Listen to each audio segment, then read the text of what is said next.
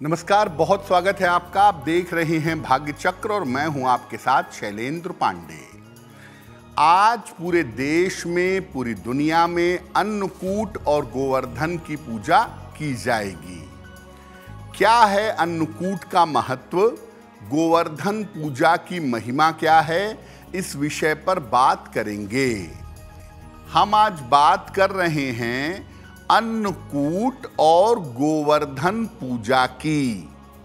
सबसे पहले जानते हैं कि अन्नकूट का और गोवर्धन पूजा का महत्व क्या है। देखिए, दीपावली के दूसरे दिन अन्नकूट और गोवर्धन पूजा की जाती है। गोवर्धन एक पर्वत का नाम है, इसीलिए मूलतः ये पूजा प्रकृति की पूजा है, जिसका आरंभ भगवान कृष्ण ने किया था। इस दिन प्रकृति के आधार के रूप में गोवर्धन पर्वत की पूजा की जाती है और समाज के आधार के रूप में गाय की पूजा की जाती है। ये पूजा ब्रज क्षेत्र से आरंभ हुई थी और धीरे धीरे पूरे भारतवर्ष में प्रचलित हो गई। इस बार अन्नकूट और गोवर्धन का पर्व आज मनाया जा रहा है और इस पर्व में भगवान कृष्ण की विशेष कृपा, ग्रहों की शांति और परिवार में सामंजस्य, ये सब कुछ आपको मिल सकता है। अब ये जानते हैं कि आज जो अन्नकूट की पूजा होगी वो किस प्रकार से की जाएगी। देखिए, वेद ऐसा कहते हैं कि अन्नकूट वाले दिन वरुण देव, इंद्रदेव और अग्निदेव की पूजा की जाती है। साथ में गायों का श्रृंगार करके उनकी आरती की जाती है और उन्हें फल और मिठाइयाँ खिलाई जाती हैं। गाय के गोबर से गोवर्धन पर्वत की आकृति बनाई जाती है और इसके बाद उसकी फूल, धूप, दीप, नैवेद्य से उपासना की जाती है। सबसे महत्वपूर्ण बात यह है कि अन्नकूट के दिन एक ही रसोई से घर के हर सदस्य का भोजन बनता है। सात्विक भोजन। भोजन में विभिन्न प्रकार के पकवान बनाए जाते हैं। 4 भाई हैं, 4 रसोई है, तो 4 जगह नहीं बनेगा, एक ही जगह भोजन बनेगा। पहले भगवान को भोग लगाया जाएगा और इसके बाद घर के सभी लोग मिल करके उसको एक साथ ग्रहण करेंगे। अब ये जानते हैं कि आज गोवर्धन पूजा कैसे की जाएगी। प्रातः काल 12 बजे के पहले शरीर पर तेल मल करके स्नान करिए। घर के मुख्य द्वार पर गाय के गोबर से गोवर्धन पर्वत की आकृति बनाइए। गोबर का गोवर्धन पर्वत, पास में ग्वाल बाल, पेड़ पौधों की आकृति बनाएं और बीचों बीच में भगवान कृष्ण की मूर्ति या उनका चित्र रख दें। इसके बाद भगवान कृष्ण, बाल गोपाल, ग्वाल बाल और गोवर्धन पर्वत का पूजन करेंगे। पकवान और पंचामृत का भोग लगाएंगे और इसके बाद गोवर्धन पूजा की कथा सुनेंगे, जिसमें भगवान कृष्ण ने गोवर्धन पर्वत को अपनी अंगुली पर धारण किया था और इंद्र के प्रकोप से लोगों की रक्षा की थी। इसके बाद प्रसाद का वितरण किया जाएगा और फिर सब लोग मिल करके एक साथ भोजन करेंगे। देखिए, गोवर्धन का मतलब केवल गोवर्धन पर्वत नहीं है। गो का मतलब गाय भी होता है, वर्धन मतलब विस्तार, यानी गाय के वंश का विस्तार हो, गायों की उन्नति हो।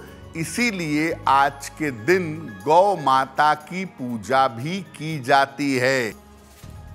प्रातः काल पूजा के बाद गौशाला जाइए। संभव हो तो गाय को स्नान कराइए। इसके बाद गाय को तिलक लगाइए, माला पहनाइए, गाय का श्रृंगार करिए और गाय को अपने हाथों से फल और मिठाई खिलाइएगा।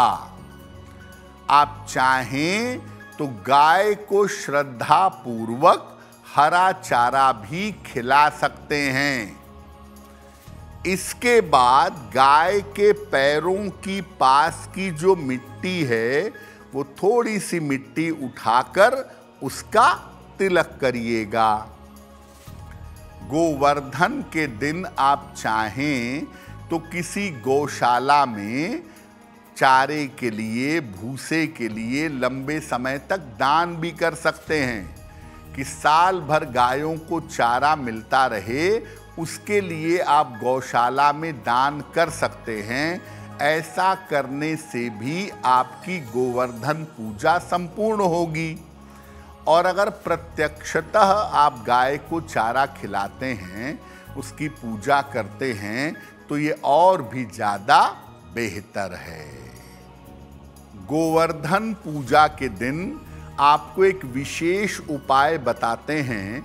अगर वो विशेष उपाय आप करें तो आपके परिवार में, आपके रिश्तों में सौहार्द आएगा और परिवार और रिश्तों की समस्या दूर हो जाएगी। जब आप गोवर्धन पर्वत की पूजा कर लें, भगवान कृष्ण का स्मरण करें और भगवान कृष्ण के सामने आप मधुराष्टक का पाठ करिएगा। और मधुराष्टक का पाठ करके ये प्रार्थना करिएगा कि आपके रिश्तों की, आपके जीवन की समस्याएं हल हो जाएं और इस तरह की दिक्कतें आपको जीवन में परेशान ना करें, रिश्ते आपके जुड़े रहें। जिन लोगों को संतान की प्राप्ति नहीं हो पा रही है, वो आज गोवर्धन पर्वत की पूजा करने के बाद भगवान कृष्ण का ध्यान करके गोपाल सहस्त्र नाम का पाठ करेंगे। पति पत्नी मिलकर के गोपाल सहस्त्र नाम का पाठ करें तो बहुत अच्छा है। नहीं तो पत्नी कर लें, पति सुन लें, या पति कर लें, पत्नी सुन लें। संयुक्त रूप से आज किसी भी समय आपको समय मिल जाए, भगवान कृष्ण की पूजा करके गोपाल सहस्त्र नाम का पाठ करने से संतान की प्राप्ति आपके लिए सरल होगी। जो लोग अपने पापों का नाश करना चाहते हैं, पापों से मुक्ति चाहते हैं, मन और जीवन को पवित्र बनाना चाहते हैं, ऐसे तमाम लोग आज भगवत गीता के 11वें अध्याय का पाठ करें। इत्मीनान से, शांति से बैठ के दिन में, शाम को या रात को, जब भी संभव हो, अगर ऐसा करें तो निश्चित रूप से लाभ होगा। अब वक्त हो गया है ऐसा क्यों जानने का। ऐसा क्यों में हम आपके मन से जुड़ी हुई तमाम जिज्ञासाओं का समाधान करने का प्रयास करते हैं।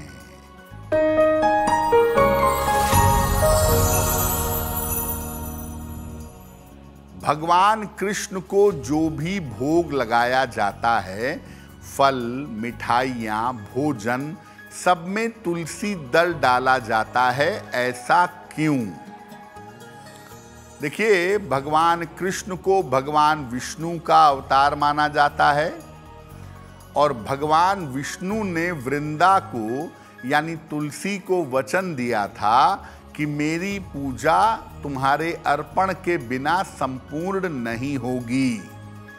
तो इसलिए भगवान विष्णु और उनके अवतारों को आप कोई भी भोग लगाएंगे उसमें तुलसी दल डालना अनिवार्य होगा। अगर आप मुझसे जुड़ करके अपनी समस्याओं का समाधान चाहते हैं और चाहते हैं कि आपकी समस्याओं को ज्योतिष के माध्यम से सुलझाया जाए, तो आप हमसे संपर्क कर सकते हैं, जुड़ सकते हैं एस्ट्रो तक पर।